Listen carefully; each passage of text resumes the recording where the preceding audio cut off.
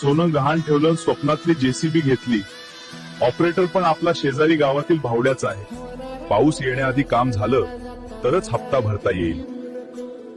मी थोड्या वेळा मोबाईल बघतो, पाऊस का येणार नाही. हो बघ की. भारी रील आहे.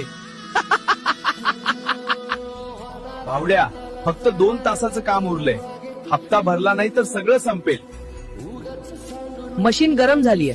आधी कोल्ड्रिंक वडापाव आणा, मगच लिव्हर हलवतो.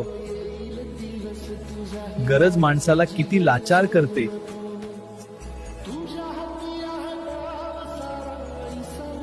हे घे भावड्या, मी तुझ्यासाठी कोल्ड ड्रिंक आणि चीज घेऊन आलो आहे.